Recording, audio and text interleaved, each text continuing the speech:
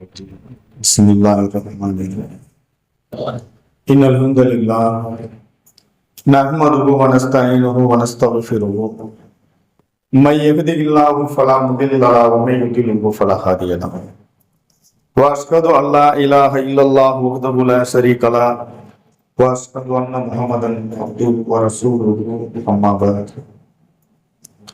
يا أيها الناس اتقوا ربكم الذي خلقكم من نفس واحدة وخلق منها زوجها وبث منهما رجالا كثيرا ونساء واتقوا الله الذي تساءلون به والأرحام إن الله كان عليكم رقيبا. அளவற்ற அருளாளனும் நிகரில்லா பேரன்புடையவனுமாகிய அந்த ஏக இறைவனை போற்றியவனாகவும் புகழ்ந்தவனாகவும் அந்த வல்ல நாயனின் சாந்தியும் சமாதானமும் நம் உயிரிலும் மேலான எம்பெருமானார் நபிகள் நாயகம் ஸல்லல்லாஹு அலைஹி வஸல்லம் அவர்கள் மீதும் அவர்களை தங்களுடைய வாழ்க்கையில அப்படியே பின்பற்றி வாழ்ந்த உத்தம சத்திய தோழர்கள் மீதும் தோழியர்கள் மீதும் நல்லதை எடுத்து சொன்ன இமாம்கள் மீதும் குறிப்பாக அல்லாஹ்வுடைய மார்க்கத்தை அவன் காட்டிய அடிப்படையில் மாத்திரம் பின்பற்றுவோம் என இந்த ஜும்மாவில் வந்து அமர்ந்திருக்கின்ற ஆண்கள் பெண்கள் அனைவர்கள் மீதும் என்றென்றும் நின்று நிலவட்டுமாறு. அன்பிற்கினிய அல்லாஹ்வின் நல்லடியார்களே, இந்த இஸ்லாமிய மார்க்கத்திற்காக வேண்டி ஏராளமான மனிதர்கள் தங்களுடைய இன்னுயிரை நீத்திருக்கின்றார்கள். இந்த இஸ்லாமிய மார்க்கம் என்பது வெறுமனே இலகுவான முறையிலே நம்மை அடைந்த ஒரு மார்க்கம் கிடையாது. ஏராளமான துயரங்களுக்கும் நிறைய தியாகங்களுக்கு பிறகுதான் இந்த மார்க்கம் இன்றைக்கு நம்மை அடைந்திருக்கின்றது. அல்லாஹ்விடமிருந்து அவனால் தேர்வு செய்யப்பட்ட மார்க்கமாக இருந்தாலும் அதை அல்லாஹ் ரப்பல் ஆலமீன் தூதர்களை தேர்வு செய்து இந்த மார்க்கத்தை ஒப்படைக்கும் போது இந்த மார்க்கத்தை பிற மக்களுக்கு அல்லாஹ்வுடைய உத்தரவின் பேரில் எடுத்து சொல்லுகிற போது ஏராளமான துயரங்களையும் நிறைய தியாகங்களையும் எல்லா மனிதர்களும் சந்தித்திருக்கிறார்கள். அதிலும் குறிப்பாக நபிகள் நாயகம் ஸல்லல்லாஹு அலைஹி வஸல்லம் அவர்களோடு இந்த மார்க்கத்தை ஆரம்ப காலத்தில் ஏற்றுக்கொண்ட நபி தோழருடைய வாழ்க்கை என்பது நாம் எல்லாம் இன்றைக்கு அல்லாஹ்வுடைய மிகப்பெரிய அருளால் அவனுடைய உயரிய அருளாக இருக்கிற நேர்வழியை நாம் பெற்றிருப்பதற்கு அவர்கள் மிக முக்கியமான காரணிகளாக இருக்கிறார்கள். அல்லாஹ்வுடைய தூதருடைய அந்த தோழர்கள் இந்த மார்க்கத்திற்காக வேண்டி அவர்கள் அந்த தியாகத்தை செய்யவில்லை என்று சொன்னால் இன்றைக்கு நாம் மார்க்கத்திற்காக எதையுமே செய்யாமல் எப்படி பயணிக்கிறோமோ அதே போல அவர்கள் இருந்திருப்பார்களே. ஆனால் இன்றைக்கு நாம் இந்த மார்க்கத்திலே இருந்திருப்போமா என்பது சந்தேகம்தான். அந்த அளவுக்கு நபிமார்கள் எவ்வளவு துயரங்களையும் கஷ்டங்களையும் சந்தித்தார்களோ அவர்கள் இந்த மார்க்கத்தை அந்த கஷ்டங்களோடு மக்களிடத்துல வெற்றிகரமாக கொண்டு சேர்ப்பதற்கு அவர்களோடு இருந்த தோழர்களுடைய தியாகங்கள் என்பது எண்ணிலடங்காத தியாகங்கள். அந்த தியாகங்கள் அதனால்தான் இன்றைக்கும் வரலாற்றில போற்றப்படக்கூடியதாக இருக்கிறது. நபிகள் நாயகம் ஸல்லல்லாஹு அலைஹி வஸல்லம் அவங்க வாழுகிற காலத்திலேயே சில நபி அவருடைய தோழர்களை இவர்கள் எல்லாம் சொர்க்கவாதிகள் என்று நன்மாராயன் சொன்னாங்க. அதற்கான காரணம் என்ன? அவர்கள் வாழும் போது இந்த உலகத்துல இந்த மார்க்கத்திற்காக சென்ற தியாகம் தான். அதற்காக அவர்களுக்கு என்னவெல்லாம் துயரங்கள் வந்ததோ கஷ்டங்கள் வந்ததோ அதை அத்தனையும் சகித்துக் கொண்டார்கள். சகிப்புத்தன்மையோடு இந்த மார்க்கத்தை நிலைநாட்டினார்கள். மார்க்கத்திற்காகவே வாழ்ந்து மரணித்தார்கள். அதனாலதான் அல்லாஹ்வுடைய வாழுகிற காலத்திலே அவர்கள் எல்லாம் அல்லாஹ்வுடைய அறிவிப்பின் பிரகாரம் சொர்க்கவாதி என்று சொன்னார்கள், நன்மாராயம் சொல்லப்பட்டார்கள். இன்னைக்கு உலகத்துல நம்ம யாரையும் அப்படி சொல்ல முடியாது. யாருக்கு அந்த நற்சான்றை நன்மாராயத்தை கூற முடியாது. ஆனால் நபிகள் நாயகம் அவர்கள் வாழும் போது சக மனிதர்களாக இருந்த தன்னுடைய தோழர்கள்ல இவர்கள் எல்லாம் சொர்க்கவாதி என்றார்கள். வாழும் போதே சொல்றதுக்கான காரணம் கண்ணு முன்னால அவ்வளவு தியாகங்களை செய்தவர்கள் தான் நபி தோழர்கள். ஆனா இன்றைக்கு அதே இஸ்லாமிய மார்க்கம் தான் இன்றைக்கு நம்ம இடத்துல இருக்கிறது. இன்னும் சொல்ல போனால் அவர்கள் அனுபவித்த எந்த துயரத்தையோ துன்பத்தையோ இன்னும் அவர்கள் செய்த எந்த தியாகத்தையும் நம்ம செய்யல, ரொம்ப இலகுவாக நம்ம இடத்துல இருக்கு. ஆனால் இந்த மார்க்கத்திற்காக நாம் செய்கிற அர்ப்பணிப்புகள் எத்தனை என்பதை அந்த நபித்தோழர்களுடைய வாழ்க்கையை நாம் அசை போட்டு பார்ப்பதன் மூலமாக, அறிந்து கொள்வதன் மூலமாக சற்று சிந்தித்து பார்க்க கடமைப்பட்டிருக்கிறோம். ஏன்னா அவங்களாம் அது அவ்வளவு கஷ்டப்படுறதுக்கு காரணம் என்னன்னா, இதுதான் வெற்றி என்பதை விளங்கி வச்சிருந்தாங்க. இந்த மார்க்கத்திற்காக பயணிப்பதும் இதிலேயே இருந்து நம்ம உயிரை விடுறதும் தான் நமக்கு மறுமைக்கான வெற்றி, அதான் நிலையான வாழ்க்கை என்பதை ரொம்ப தெளிவாக எந்தவித சந்தேகத்துக்கு இடமின்றி அவர்கள் உள்ளத்திலே விளங்கி வைத்திருந்தார்கள். அதனாலதான் மார்க்கத்துக்காக அவ்வளவு அர்ப்பணிப்பையும் தியாகத்தையும் செய்ய முன்வந்தாங்க. இப்படி ஏராளமான நபித்தோழருடைய வாழ்க்கை இருந்தாலும் இது ஜும்மா என்பதால் ஒரு நபித்தோழருடைய வாழ்க்கையை நாம் நினைவு கூற கடமைப்பட்டிருக்கோம். அவர் யார்? அவர் ஆரம்ப காலத்திலேயே இளம் வயதிலேயே இஸ்லாத்தை ஏற்றுக்கொண்டவர். அல்லாஹ்வுடைய தூதரால் சொர்க்கவாதி என்று நன்மாராயம் சொல்லப்பட்ட நபி தோழர்கள் அவர் ஒருவர். சுமார் 17 வயது இருக்கிற போதே இஸ்லாத்தை ஏற்றுக்கொண்டார். இளம் வயதிலேயே ஏற்றுக்கொண்டவர். அவர் எந்த அளவுக்கு சிறப்புனா, ரசூலுல்லாஹ்வுடைய காலத்துக்கு பிறகு அபூபக்கருடைய ஆட்சிக்கு பிறகு உமர் அல்லாஹ்வுடைய ஆட்சி நடக்குது. உமர் அல்லாஹ் அவங்க கொலை செய்யப்படுறாங்க. அப்படி அவங்க இறக்கிற தருவாயில ஒரு 6 நபர்களை கலீஃபாவாக நீங்க இவங்கள யாரோ ஒருவரை தேர்வு செய்து கொள்ளுங்க என்று உமர் அல்லாஹ் அவங்க இறுதி நேரத்துல மக்களிடத்துல அறிவுறுத்துறாங்க. அவங்களுடைய ஆலோசனை சொல்றாங்க. அடுத்த கலீஃபா யார் என்கிற போது அந்த 6 நபர்கள ஒருவராக இந்த நபித்தோழர் இருந்தார். அவருடைய சிறப்பை அறிந்து கொள்வதற்கு நபிகள் நாயகத்தோடு மாத்திரம் இருக்கமில்லை, அதற்கு பிறகும் அவருடைய மரணம் வரைக்கும் இந்த மார்க்கத்திற்காகவே பயணித்தவர், இந்த மார்க்கத்திற்காக வேண்டி எல்லா நிலையிலும் முன்னின்றவர். அதனாலதான் கலீஃபா உமர் அல்லாஹ் அவங்க 6 பேர்ல ஒருத்தரா இவர் செலக்ட் பண்றாரு. இந்த 6 பேர்ல யாராவது ஒருவரை நீங்கள் கலீஃபாவாக தேர்வு செய்து கொள்ளுங்க. அதுல ஒருவராக இந்த நபித்தோழர் இருந்தார் என்பதை ஹதீஸ்ல பார்க்கிறோம். அதே போல 17 வயதுல இஸ்லாத்தை ஏற்றுக்கொண்டதை பார்க்கிறோம். இளம் வயதுல இளைஞரா இருக்கிற போதே பத்ருடைய போர்ல கலந்து கொண்ட நபர்கள், பத்ருடைய போர்ல கலந்து கொண்ட அந்த முஹாஜிர்கள் அன்சாரிகள் இருந்தாங்களே, அதிலே ஒருவராக இந்த நபி தோழர் இருக்கிறார். எவ்வளவு சிறப்பான பத்ரு என்பது எவ்வளவு நெருக்கடியான நிலை. அவர் பத்ருக்கு முன்னாடியே மக்காவிலே இஸ்லாத்தை ஏற்றுக்கொண்டார். ஆனால் மதினா வந்து அங்க நடக்கிற பத்ருடைய யுத்தத்துல இவர் கலந்து கொள்கிறார். பத்ர்ல கலந்து கொண்டவர்களுக்கான சிறப்பு என்ன? அல்லாஹ் திருமறை குர்ஆன்ல பத்ருடைய யுத்தத்துல கலந்து கொள்ள பத்தி சொல்லுகிற போது நீங்கள் எதை வேண்டுமானாலும் செய்து கொள்ளுங்கிறாங்க. இப்பேற்பட்ட ஒரு சுதந்திரத்தை அல்லாஹ் கொடுக்கிறான். ஏன்? பத்ர் என்பது அவ்வளவு நெருக்கடியானது. இஸ்லாமிய மார்க்கத்தினுடைய அந்த செய்தி, அந்த மக்களை பாதுகாக்கிற ஒரு போர், முதல்ல நடக்கிற போர். அந்த போர்ல கலந்து கொண்டவர்களுக்கு அல்லாஹ் கொடுக்கிற சிறப்பு, அவர்கள் எதை வேண்டாலும் செய்து கொள்ளலாங்கிற அல்லாஹ் குர்ஆன்ல வசனமே இருக்கிறது. பத்ர் யுத்தத்துல கலந்து கொண்டவங்களுக்கு அவ்வளவு சிறப்புகளை அல்லாஹ் சொல்லி இருக்கிறான். அந்த பத்ர் போர்ல கலந்து கொண்ட நபித்தோழர் தான் இவர். இந்த நபித்தோழர் அதே போல வெறுமனே அந்த ஆர்வம் மாத்திரம் இல்ல, திறமைகளை கொண்டவராக இருந்தார். நிறைய திறமைகள். அதுல ஒண்ணு என்னன்னா, போர்க்களங்கள்ல அம்பு எய்யக்கூடியவராக இருந்தார். அம்பு எய்யறதுல இவர் மாதிரியான சிறப்பான ஆள் கிடையாது. அந்த அளவுக்கு சிறப்பா அம்பு எய்வார் நபிகள் நாயகம் ஸல்லல்லாஹு அலைஹி வஸல்லம் அவங்க. அதனால இவரை போர்க்களத்திலே பயன்படுத்தினார்கள் என்பதை எல்லாம் பார்க்கிறோம். அதே போல அல்லாஹ்வுடைய தூதர் நபிகள் நாயகம் ஸல்லல்லாஹு அலைஹி வஸல்லம் அவர்களோடு சேர்ந்து மதீனாவுக்கு ஹிஜ்ரத் செஞ்சாங்க. அதுக்கு முன்னாலேயே அபிசீனியாவுக்கு ஒரு கூட்டம் ஹிஜ்ரத் செஞ்சு போச்சு அல்லாஹ்வுடைய தூதருடைய உத்தரவின் பேர்ல. அவர்களோடும் சேர்ந்து பயணித்தவர் தான் இந்த நபித்தோழர். இவர் யாருன்னு சொல்லணும்னா, சாது பின் அபீ வக்காஸ் என்று சொல்லுகிற நபித்தோழர். இவர் ஒரு இளைஞராக இருக்கும் போதே இஸ்லாத்தை ஏற்றுக்கொண்டார். ஆரம்ப காலத்திலிருந்து அல்லாஹ்வுடைய தூதரோடு பயணிக்கக்கூடிய ஒரு தோழர். பத்ருடைய யுத்தத்துல கலந்துகிட்டாரு. அதே போல கலீஃபா உமர் அல்லாஹ் அவங்களுடைய பரிந்துரை உள்ள ஒரு கலீஃபாவாகவும் இருந்தார். அல்லாஹ்வுடைய தூதருக்கு பிறகு உமர் அல்லாஹ் அவங்களுடைய ஆட்சி அவங்க மரணிக்கிற தருவாயில நீங்க இந்த 6 பேர்த்துல யாரோ ஒருத்தர் தேர்வு செய்யுங்கிறப்ப அதுல ஒருவருடைய பெயராக சாது ரலியல்லாஹு அவருடைய பெயரையும் உமர் அல்லாஹ் அவர்கள் பரிந்துரைத்தார்கள் என்ற செய்தியும் பார்க்கிறோம். இப்படி இவ்வளவு சிறப்பும் பெற்றவர் தான் இந்த சாது பின் அபீ வக்காஸ். இவர் வெறுமனே மார்க்க கல்வி, மார்க்கத்தை போதிக்கிறதை தாண்டி இஸ்லாமிய மார்க்கத்திற்கு, இஸ்லாமிய அந்த முஸ்லிம்களுக்கு பெரும் ஒரு சோதனையாக இருந்தது போர்க்களங்கள் தான். போர்க்களம் தான் மிகப்பெரிய சோதனை. இன்னைக்கு மார்க்கத்தை சொல்றதையே சோதனையாக பார்க்கிற முஸ்லிம்களுக்கு மத்தியில அன்றைக்கு வாழ்ந்த நபி தோழர்களுக்கும் நபிமார்களுக்கும் நபி தோழர்களுக்கும் போர்க்களம் தான் மிகப்பெரிய சோதனை.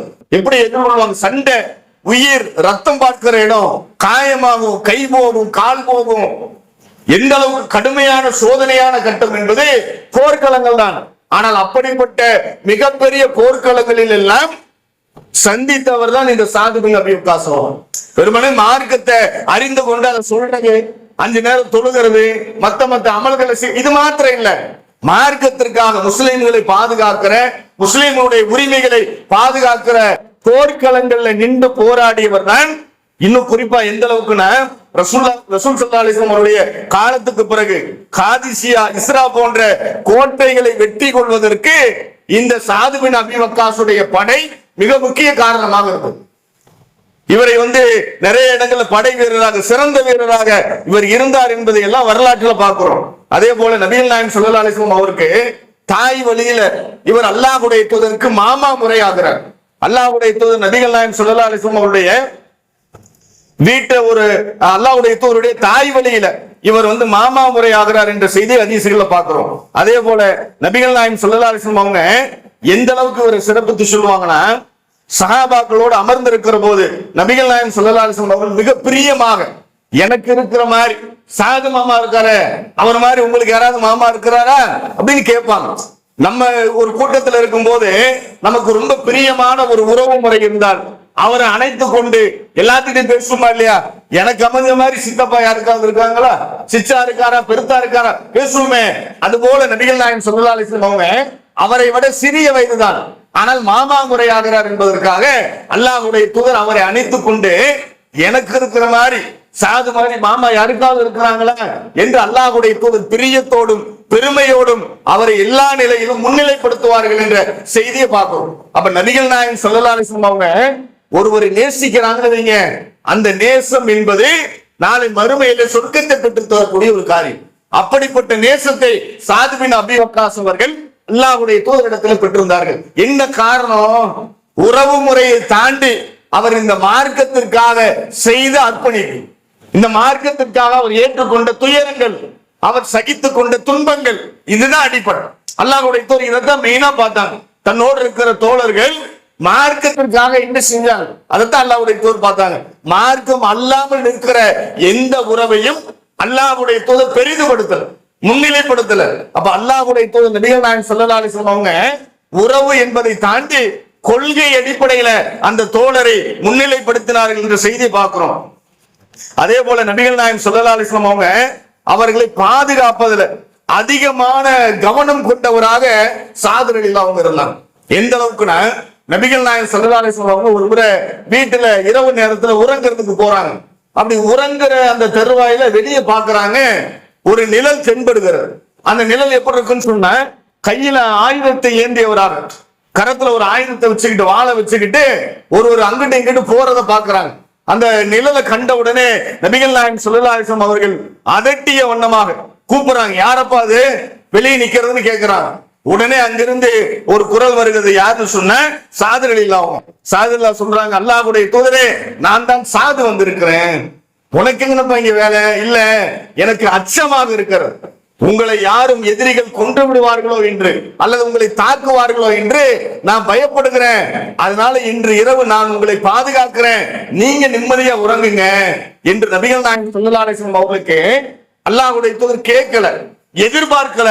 ஆனால் சாது ரலியல்லாஹு அவங்களுடைய உள்ளம் முழுக்க முழுக்க நபியை பாதுகாக்கணும், அல்லாஹ்வுடைய தூதரை பாதுகாப்பது இது எவ்வளவு முக்கியமான காரியம் என்பதை செயல்முறையில காட்டினார். ஒரு ஆளாக அல்லாஹ்வுடைய தூதருடைய வீட்டு முன்னால பாதுகாக்கிறாங்க. நபிகள் நாயகம் ஸல்லல்லாஹு அலைஹி வஸல்லம் யாருன்னு கேட்டதுக்கு அப்புறம் தான் இந்த செய்தியை சொல்றாங்க. அல்லாஹ்வுடைய தூதர் அவர்கள் அதற்கு பிறகு நிம்மதியாக உறங்க சென்றார்கள் என்ற செய்தியை ஹதீஸ்ல பார்க்கிறோம். அதே போல பத்ர் போருக்கு முன்னால சில குழுக்களை அல்லாஹ்வுடைய தூதர் நியமிச்சிருந்தாங்க. மதீனாவில் இருக்கும் போதே சில குழுக்களை மார்க்கத்திற்காக வேண்டி நிறைய விஷயங்களை அறிந்து கொள்வதற்காகவும், செய்திகளை மக்கள்கிட்ட கொண்டு போறதுக்காகவும் எதிரிகளுடைய நிலையை அறிந்து கொள்வதற்காகவும் அல்லாஹ்வுடைய தூதர் நிறைய குழுக்களை நியமித்திருந்தார்கள். அப்படி நியமித்த குழுக்களுடைய ஒரு குழுவினுடைய தலைவராகவும் சாதிர் ரலியல்லாஹு அவர்களைத்தான் நபிகள் நாயகம் ஸல்லல்லாஹு அலைஹி வஸல்லம் அவர்கள் நியமித்தார்கள் என்ற செய்தியை பார்க்கிறோம். இப்படி எல்லா வகையிலும் மார்க்கத்திற்கான எல்லா திட்டமிடல்களிலும் மார்க்கத்திற்கான எல்லா செயல் வடிவத்திலும் சாதிர் ரலியல்லாஹு அவர்கள் முன்னிலையாக இருந்தார்கள் என்ற செய்தி இதுல பார்க்கிறோம். அதே போல உஹதுடைய போர்ல அதுக்கு முன்னால சாதிர் ரலியல்லாஹு அவங்க எல்லாருக்கும் தெரிஞ்ச விஷயம் தான். சாது பின் அபி வக்காஸ் என்று சொன்னாலே அந்த நபித்தோழருடைய பேரை சொன்னாலே அவருடைய தாயார் சம்பந்தமான விஷயம் எல்லாத்துக்கும் தெரியும். ஆனால் அது வரலாற்றுல எல்லாராலும் சொல்லப்படுவதற்கு காரணம் என்னன்னா, அவர் அந்த இடத்துல இஸ்லாமா உறவா என்று பார்க்கிற போது இஸ்லாத்திற்கு தான் முக்கியத்துவம் கொடுத்தார். அதனாலதான் இன்றைக்கும் அது வரலாற்றில் பேசப்படுகிறது, எல்லா செய்திகளும் சொல்லப்படுகிறது. ஒரு தாய் தந்தையை கவனிப்பதற்கான அடிப்படை வரம்புகள் என்ன என்பதை கூட சாதிர் ரலியல்லாஹுடைய ஹதீஸ் மூலமாகத்தான் மக்களுக்கு போதிக்க முடிகிறது. அப்படிப்பட்ட ஒரு நிலையை சாதிர் ரலியல்லாஹு அவங்க கையாண்டாங்க. அவங்க தன்னுடைய தாயார் இந்த மார்க்கத்தை விடணும்னு சொல்லி சாப்பிடாம உறங்காம கிடக்குறாங்க. ரொம்ப பார்க்கிறாங்க. சாதனையில தாயார் இறந்து விடுவார்களோ என்ற நிலையில அழுது கொண்டே அல்லாஹ்வுடைய தூதர் இடத்துல ஓதுனாங்க. ஓடி போய் கேட்கிறாங்க, அல்லாஹ்வுடைய தூதரே, என்னுடைய தாயார் இறந்து விடுவார்களோ பயப்படுறேன். அவங்க சாப்பிடாமையும் குடிக்காமையும் பேசாமையும் கிடக்குறாங்க, ரொம்ப மோசமான நிலையில இருக்கிறாங்க. காரணம் என்ன தெரியுமா? நான் இந்த முகம்மதுடைய மார்க்கத்தை விட்டு வெளியேறணும். அப்படி வெளியேறலைன்னா நான் சாப்பிட மாட்டேன் குடிக்க மாட்டேன்னு அவங்க இருக்கிறாங்க, சபதம் எடுத்திருக்கிறாங்க. இப்ப இறந்து விடுவார்கள் அச்சப்படுறேன். நான் அல்லாஹ் வசனத்தை இருக்கிறான, உங்களுடைய தாய் தந்தையை நீங்க பேணி பராமரிங்க, அவர்களிடத்துல பணிவு என்னும் சிறகை தாழ்த்துங்க, இதெல்லாம் சொல்லிட்டு அவர்கள் உங்களை அல்லாஹ்வுக்கு மாறு செய்ய ஏவினால் அவர்களுக்கு நீங்கள் கட்டுப்படாதீர்கள் என்ற வார்த்தை அப்படியே வகை செய்து இறங்கின உடனே அல்லாஹ்வுடைய தூதர் ஓதி காட்டினாங்க. இந்த நபித்தோழர் சாது பின் அபி வக்காஸ் எந்த தாய்க்காக பரிவோடும் கவலையோடும் அழுது கொண்டு ஓடினார்களோ அந்த கண்ணீரை தொடர்ந்து கொண்டு நேர தாய் இடத்துல வந்தாங்க. இந்த வசனம் வருது, ரசூல் ஸல்லல்லாஹு அலைஹி வஸல்லம் ஓதி காட்டுறாங்க. நேரம் எந்த விளக்கமும் கேட்கும், நேரம் தாயை பார்த்து சொன்னாங்க, அருமை தாயே, அல்லாஹ் உனக்கு 3 முறை உயிரை கொடுத்து ஒவ்வொரு முறையும் நீ இந்த முகமதுடைய மார்க்கத்தை விட்டு வெளியேற வேண்டும் என்பதற்காக நீ இறந்து இறுதியாக 100வது முறை வாய்ப்பே இல்லாத நிலையில மீண்டும் நான் இந்த இஸ்லாத்தை விட்டு வெளியேற வேண்டும் என்பதற்காக நீ இறந்தாலும் கூட நான் இந்த மார்க்கத்தை விட்டு வெளியேற மாட்டேன், இதான் உண்மை மார்க்கம் என்று சொல்லி உறுதியாக ஒரு நபித்தோழர். இன்றைக்கு இஸ்லாத்துல தாய் தந்தைக்கான அந்த வரம்புகளை சொல்லுகிற எல்லா இடத்திலும் உலகத்துல எங்க போனாலும் சரி இந்த ஹதீஸ சொல்லாத ஒரு செய்தியை நம்மளால பார்க்க முடியாது. அந்த அளவுக்கு உயர்வு காரணம் என்ன? தான் நேசித்த உறவுகளை கூட மார்க்கத்திற்காக விட்டு கொடுத்தார்கள். மார்க்கம் தான் பெரிது, அல்லாவா உறவான வருகிற போது அல்லாஹ் தான். ஏன்? அந்த உறவை எனக்கு தந்தவனே அவன் தான். அவன் அந்த உறவை இல்லாமல் ஆக்கி இருப்பான், யாருக்கும் நான் பிறந்திருக்கலாம். அப்ப எந்த உறவாக இருந்தாலும் உலகத்தினுடைய எந்த ஒரு தொடர்பாக இருந்தாலும் அது அல்லாஹ்வால் ஏற்படுத்தப்பட்டது. அப்ப அல்லாஹ்வை விட உலகத்துல எதுவும் சிறந்தது இல்லை என்று சொல்லி வாழ்ந்து காட்டியவர்கள் தான் சாது பின் அபி வக்காஸ் என்ற வரலாற்று சம்பவத்தை பார்க்கிறோம். இந்த நபித்தோழர்களுடைய வரலாறுகள் எல்லாம் நம்முடைய ஈமானை பலப்படுத்தணும். ஒரு மூமின் என்று சொன்னால் நமக்கு முன்னால் வாழ்ந்தவர்களுடைய அந்த இறை உறுதி, இறை நம்பிக்கை இருக்கா இல்லையா, அவங்களது இறை நம்பிக்கையுடைய வெளிப்பாடுகள் அது நம்முடைய ஈமான பலப்படுத்தும். அடுத்த கட்டமா நம்முடைய ஈமான் அந்த மாதிரி வலுப்பெறணும் என்பதற்காகத்தான் அல்லாஹ்வும் திருமறை குர்ஆன்ல ஏராளமான முன்னோர்களுடைய வரலாறுகள் சொல்லுகிறான்.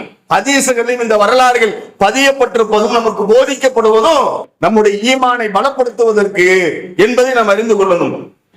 அதே மாதிரி சாதிர் ரலியல்லாஹுடைய இன்னொரு சம்பவத்தை பார்க்கிறோம். உஹதுடைய போர் எல்லாத்துக்கும் தெரியும், ரொம்ப நெருக்கடியான ஒரு நிலையை சந்திக்கிறது, தோல்வி அடைகிற நிலை. சகாபாக்கள் சொல்ல போனா நிறைய நபித்தோழர்கள் புறமுதுகிட்டு ஓடினாங்க, தங்களுடைய ஆயுதங்களை போட்டுட்டு அல்லது கையை கொண்டுட்டு போர் வேணான்னு போனாங்க. என்ன காரணம்? போர் நடந்து கொண்டிருக்கிற போது கடுமையான ஒரு சூழல், நெருக்கடி ஏற்படுகிறது. அப்ப ஒரு செய்தியை பரப்புறாங்க. என்ன செய்தி? நபிகள் நாயகம் ஸல்லல்லாஹு அலைஹி வஸல்லம் அவர்களுக்கு அந்த போர்க்களத்துல மண்டையும் பல்லும் உடைக்கப்பட்டிருது, கடுமையான ரத்தம் வடிகிற நிலையில அல்லாஹ்வுடைய தூதர் இருக்கிறாங்க. இந்த நேரத்துல நபிகள் நாயகம் இறந்து விட்டார், முகமதை நாங்கள் கொன்று விட்டோம் என்று எதிரிகளால போருக்கு இடையில பரப்பப்படுகிறது. நபிகள் நாயகம் அடிபட்டு கிடக்குறாங்க. இப்ப நபிகள் நாயகத்தை மற்ற தோழர்களால பார்க்க முடியல. அப்ப என்ன நினைக்கிறாங்கன்னா, ஓ நபிகள் நாயகம் இறந்துட்டாங்களோ, பரப்புன செய்தி உண்மைதான், முஸ்லிம்களுக்கு அடி விழுகுது, கடுமையான தாக்குதல், அப்ப முடிஞ்சு போச்சு, அல்லாஹ்வுடைய தூதரே இல்ல, நம்ம எதுக்காக போர் செய்யணும் என்று எல்லாரும் ஓடுறாங்க. இப்ப அந்த நேரத்துல கடுமையான குழப்பமும் தாக்குதலும் ஏற்பட்டு வேதனையில நபிகள் நாயகம் ஸல்லல்லாஹு அலைஹி வஸல்லம் அவங்க ஒரு மலையின் ஓரமா, அந்த உகது போர்க்களம் நடக்கிற இடத்துல ஒரு மலையின் ஓரமா ஒதுங்குறாங்க. அப்படி ஒதுங்குற நேரத்துல நபிகள் நாயகம் ஸல்லல்லாஹு அலைஹி வஸல்லம் அவர்களுக்கு பாதுகாப்பாக 7 அன்சாரி தோழர்களும் 2 முஹாஜிர்களும் வளையம் அமைத்து நிக்கிறாங்க. எல்லாரும் விட்டுட்டு போயிட்டாங்க.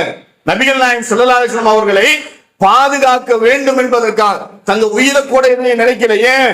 மிகப்பெரிய போர்க்களம், எதிரிகளிடமிருந்து கடுமையாக தாக்கப்பட்டிருக்கிறோம், நம்மோடு இருந்த தோழர்கள் எல்லாம் பின்வாங்கி போயிட்டாங்க, நம்ம 7 பேர் தான் நிக்கிறோம், நபிகள் நாயகத்தை சுத்தி நம்ம தான் நிக்கிறோம், நாம் கொலை செய்யப்பட்டு விடுவோம். 7 பேர் நிக்கிறாங்க, எதிரி படை பலமாக நிற்கிறது. என்ன நிலைமை? ஆனா அவங்களுடைய மனநிலை எதுவாக இருந்ததுன்னா, அதனாலதான் நபிகள் நாயகம் ஸல்லல்லாஹு அலைஹி வஸல்லம் அவர்கள் வாழுகிற போதே இவர்களை சொர்க்கவாதி என்று சொன்னார். உலகத்துல வாழும் போதே நான் சொர்க்கத்திற்காக வேண்டி, அல்லாஹ்வுடைய உத்தரவுக்காக வேண்டி என்னுடைய உயிரை தர தயார் நின்றான்.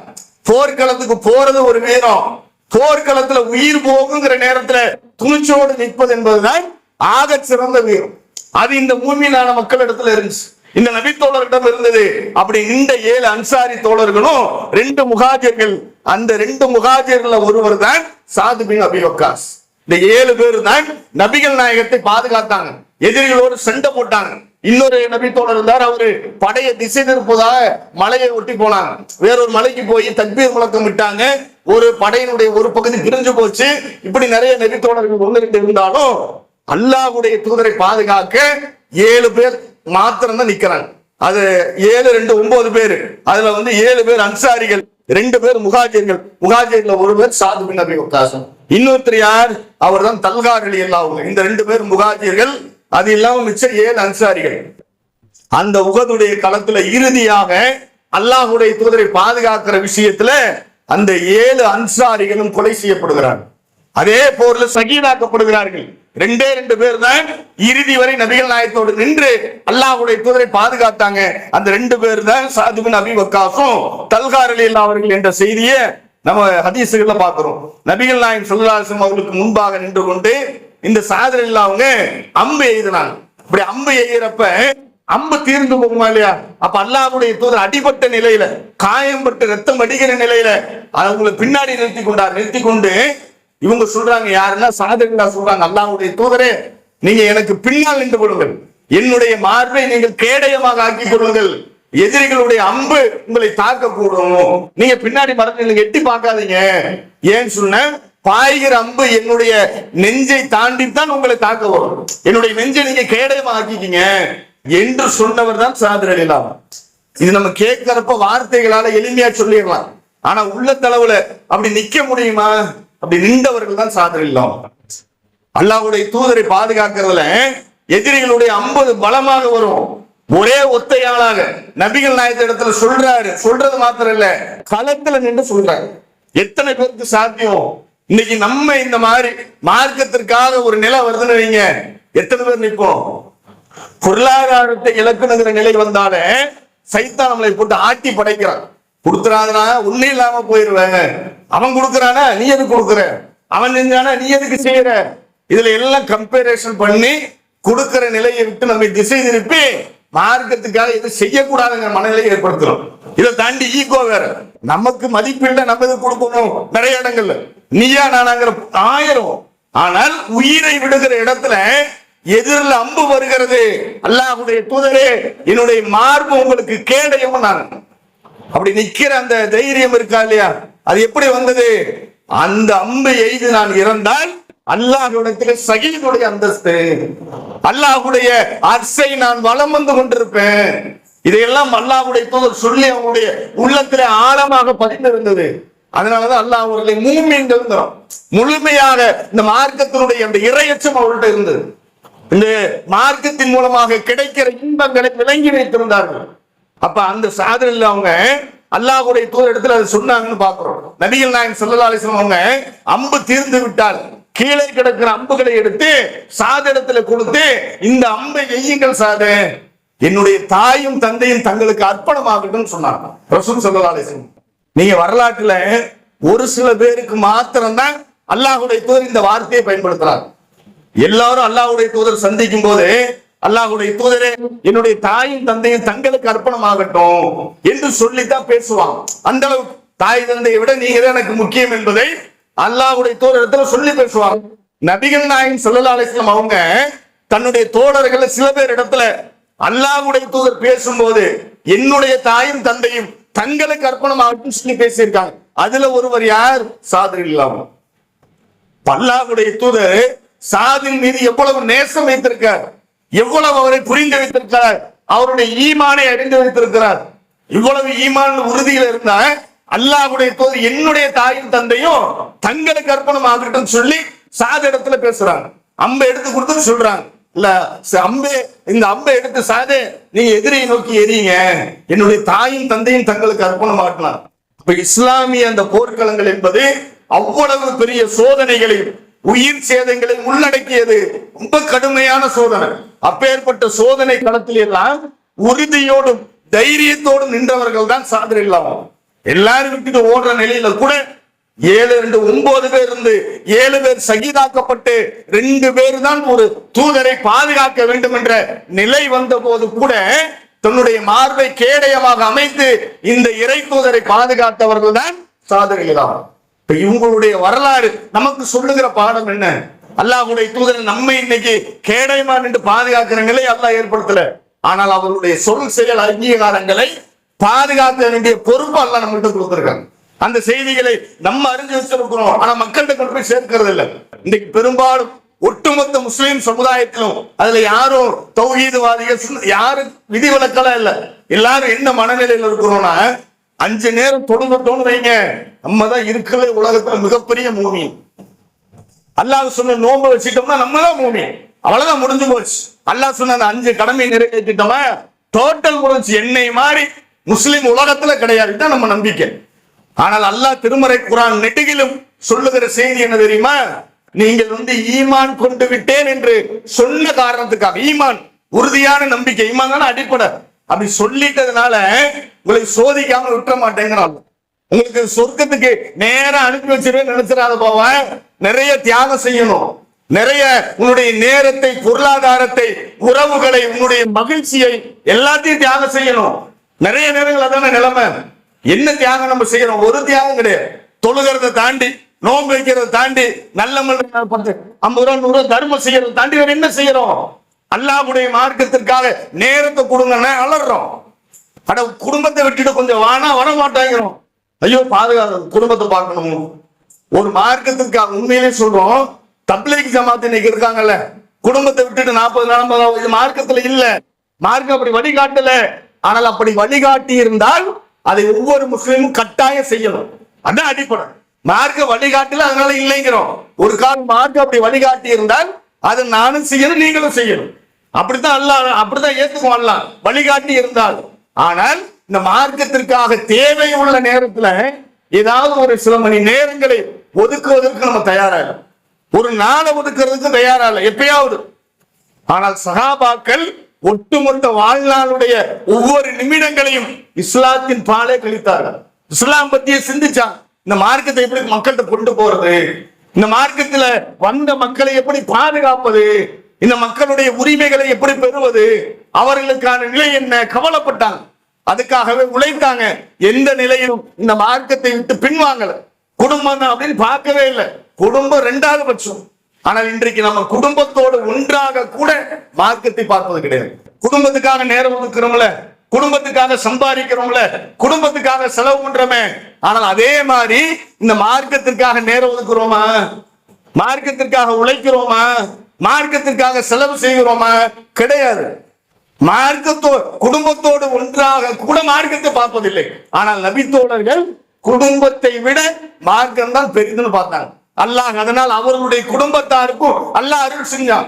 வரலாறுல எங்கேயாவது பாருங்க, இந்த மார்க்கத்திற்காக உழைத்த எந்த நபித்தோழருடைய குடும்பமாவது வீணாச்சுங்கிற வரலாறு காட்டுங்க.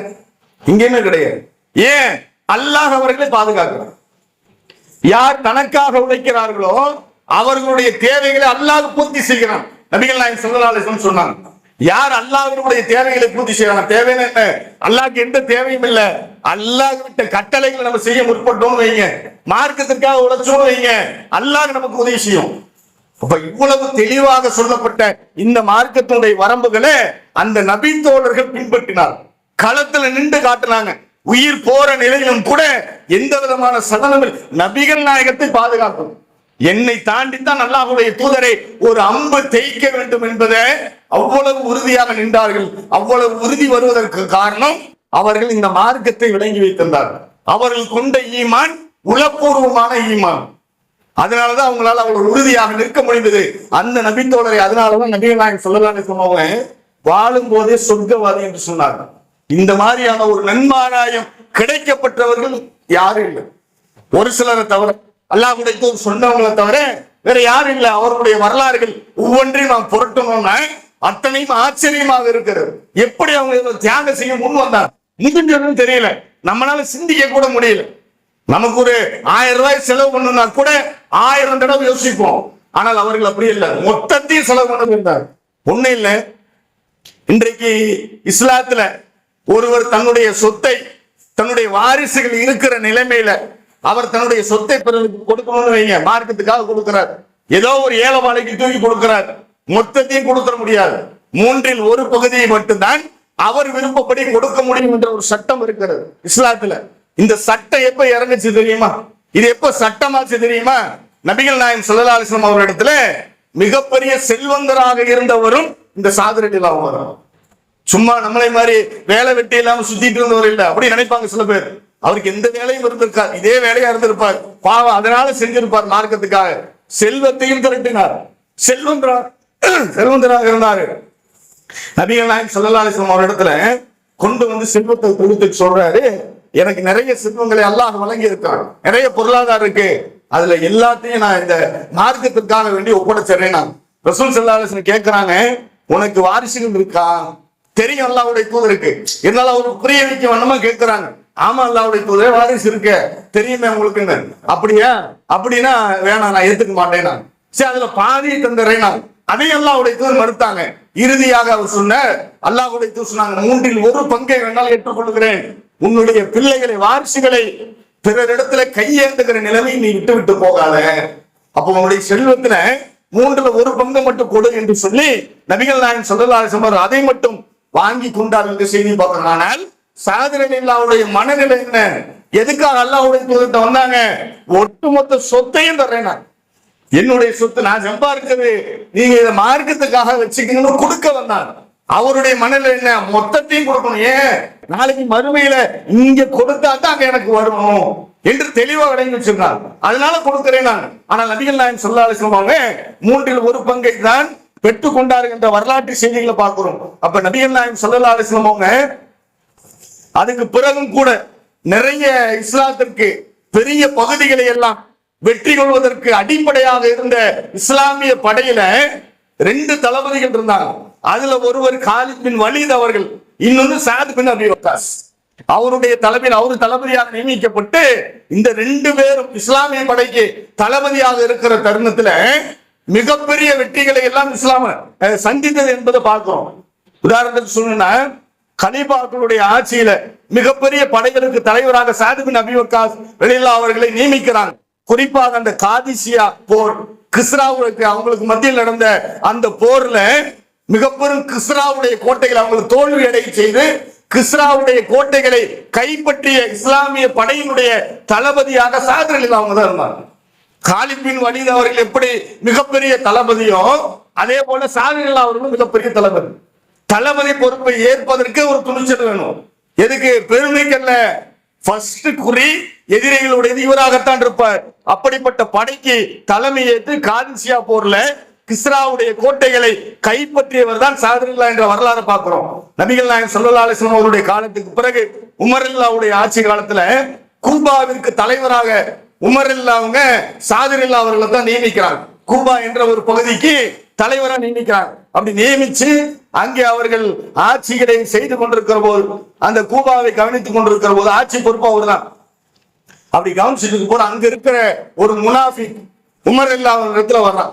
வந்து சொல்றேன், இந்த மாதிரி சாது அநியாயம் பண்றாரு, முறையான ஆட்சி நடத்துறது இல்ல என்று சொல்லி அவர் மீது குற்றம் சுமத்துகிறார்.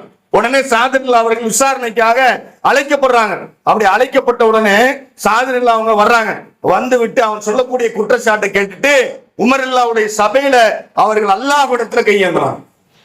ஒரே நேரம் அங்கே நின்று நான் பாதிக்கப்பட்டவன், அல்லாஹ் கொடுத்த யாழ்ல இவன் சொல்வது உண்மையாக இருந்தால் நீ என்ன தண்டிச்சிரு, இவன் சொல்றது பொய்யாக இருந்தால் இவனுக்கு நீ உன்னுடைய தண்டனை இறக்கும் சொல்லி இவனுக்கு நீ ஆயுளை நீட்டித்து விடு, இவனுடைய ஆயுளை நீட்டித்து விடுன்னு கேட்டான். என்ன நிலைமை? ஆயுள் நீடிக்கும், ஆனால் இன்னும் உடலுடைய ஆரோக்கியம் குன்றி போயிடும். அதே மாதிரி சாதனையில் அவர்கள் கேட்டது பின்னாடி வர்ற நபித்தோழர்கள் அறிவிக்கிறாங்க, சாதனையில் அவர்கள் அவனுக்கு எதிராக பிரார்த்தனை செஞ்சாங்க. நாங்க எங்களுடைய காலத்துல பார்த்தோம், அந்த பிரார்த்தனையை அவனுக்கு பழித்து அவன் இறுதி வரைக்கும் ரொம்ப வயதான நிலையில அவனுடைய புருவ முடிகள் எல்லாம் தொங்குகிற அளவிற்கு ரொம்ப வேதனையோடும் கஷ்டத்தோடும் அவனுடைய இறுதி நிலை இருந்தது. நீண்ட ஆயுள் அடைஞ்சிருந்தான். இப்படி கேட்டாங்க சாதெல்லாம். அப்ப பாதிக்கப்பட்டு தான் அநியாயம் செய்யவில்லை என்பதை உறுதியாக இருந்து அல்லாட்ட கையேந்தினாங்க. அல்லாவும் ஏற்றுக்கொண்டதை அதே மாதிரி அவர் கேட்ட அந்த சாபம் பழிக்கப்பட்டது என்பதையும் வரலாற்றுல பார்க்கிறோம். இப்படி இவ்வளவு கொள்கை உறுதியோடு மார்க்கத்திற்காகவே வாழ்ந்து மார்க்கத்திற்காகவே பயணித்தவர்கள் தான் சாதிரில்லார்கள். அந்த செய்தியை பார்க்கிறோம். முஹாஜிர் தோழர்களுடைய வரிசையிலே இறுதியாக மரணித்தவர் தான் சாத் பின் அபீ வக்காஸ் ரலியல்லாஹு அன்ஹு. உங்களுடைய ஒட்டுமொத்த வாழ்க்கையில இன்னும் ஏராளமான செய்திகள் இருக்கிறது. ஜும்மா என்பதால ஒரு சில செய்திகளை மட்டும் சுருக்கமாக சொல்லியிருக்கோம். இப்ப இந்த ஒரு நபித்தோழர் மட்டும் இல்ல, இன்னும் நிறைய நபித்தோழர்களுடைய வாழ்க்கை எடுத்து பார்த்தால் சாத்தியமே நம்மளால நாம் எல்லாம் முஸ்லிம்களாகத்தான் வாழுகிறோமா என்று சந்தேகப்படுகிற அளவிற்கு நபித்தோழருடைய வாழ்க்கை இருந்திருக்கு. அதான் உண்மையான வாழ்க்கை. அவங்கதான் உண்மையிலே இஸ்லாத்துல பயணித்தவர்கள். நாம் எல்லாம் இஸ்லாத்துக்கு உள்ள பயணிக்கிறோம், ஆனால் அவர்கள் இஸ்லாமாகவே பயணித்தார்கள் என்ற வரலாற்று செய்தியை பார்க்கிறோம். அப்படிப்பட்ட உறுதிமிக்க இந்த நபித்தோழருடைய வாழ்க்கை நம்முடைய ஈமானையும் பலப்படுத்தி வரக்கூடிய காலங்களில் இந்த மார்க்கத்திற்காக நாமும் அல்லாஹ் நமக்கு கொடுத்த சக்திக்கு அடிப்படையில நேரங்களையும் பொருளாதாரங்களையும் தேவைப்பட்டால் அல்லாஹ் நாடினால் நம்முடைய உயிர்களையும் கொடுப்பதற்கு அல்லாஹ் அருள் செய்ய வேண்டும் என்று பிரார்த்தித்தவனாக என்னுடைய உரையை நிறைவு செய்கின்றேன். அஸ்ஸலாமு அலைக்கும் வரஹ்மத்துல்லாஹி வபரகாத்துஹு.